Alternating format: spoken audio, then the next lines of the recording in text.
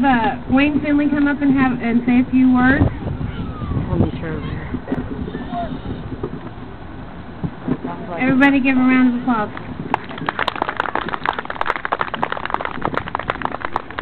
Well, hi there.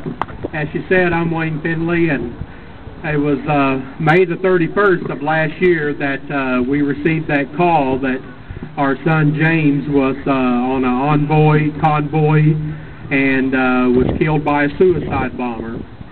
And there's times when it seems as if we got that call just yesterday, and there's times when it seems like it's been years ago, and there's times when we've questioned and wondered why that this happened. And James had his bags packed and was ready to come back home, and we had just talked to him days before, and when we got the word that he had been killed, it couldn't have been, that couldn't have happened.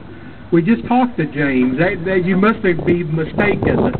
You must be confused with someone else, because we just talked to James, and he was supposed to be coming home, and we had been planning a coming home celebration, and this isn't what was planned. And to be honest with you, there's been times when we wondered and questioned, and I've asked God, why'd you allow this to happen? Why? But and I don't know the ultimate answer. I do know where James is. James is in heaven with the Lord, and our hope is that that's why we live for, is that one day we'll be reunited with him in heaven, and again we'll be told then why he had his life was cut short. But back last summer, we were over at Fort Leonard Wood, and they were at a memorial service, and an older man who had lost his son in Iraq. We were talking, and I asked him, I said, how do you keep your sanity? How do you keep it together?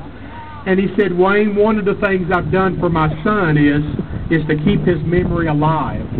And I said, well, what do you do? And he said, well, anything we can think of.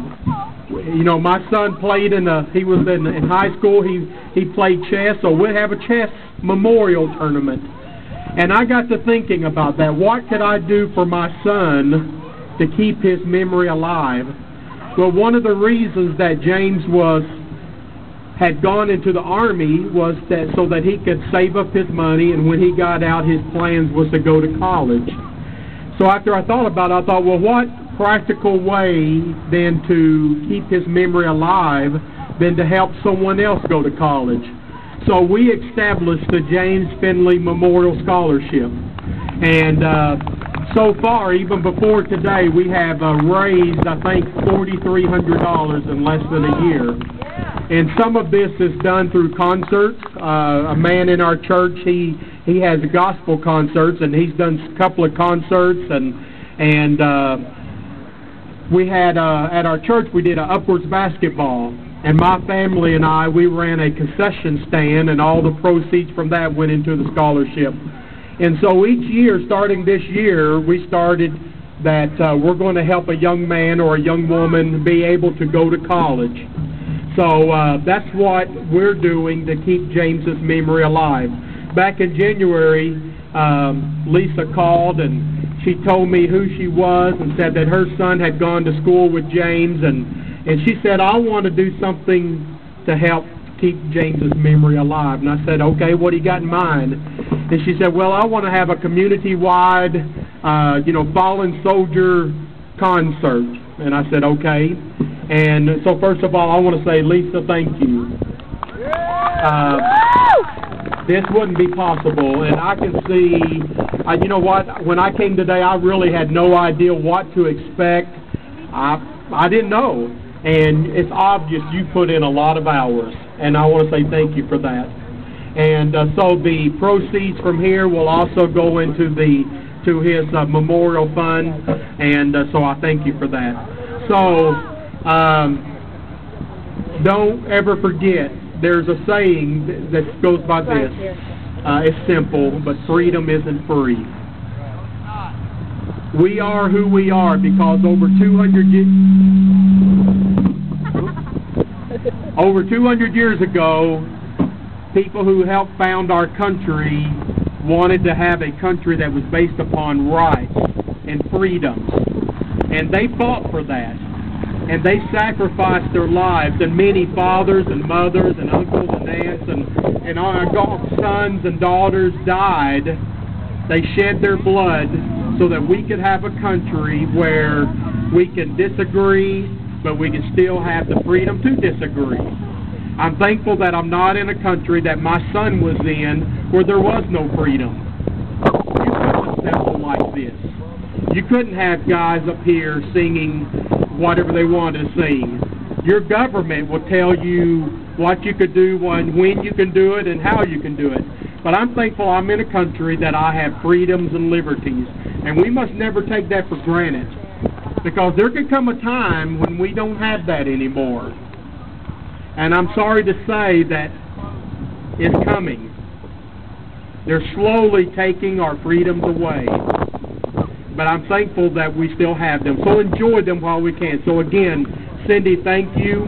And I appreciate you folks coming out and honoring my son and doing what you can do to keep his memory alive. Thank you, Cindy.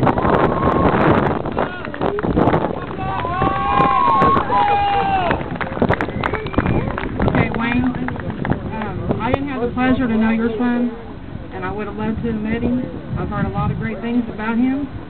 And his courage and his faith and his just outstanding things that he did accomplish before he did lose his life is totally awesome. And he is living the most awesomest life that he possibly ever could. And with that being said, I am sorry for your loss. That he will always be loved and never forgotten, and we will do our best to keep his memory alive as long as we all shall live. And with that, I want to present to you and your family a gift from my heart and from the whole community for you and your family to remember your son for the rest of your life.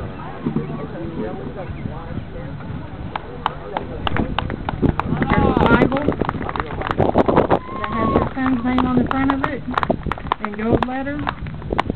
So take it and cherish everything that you have to remember and keep his memory alive.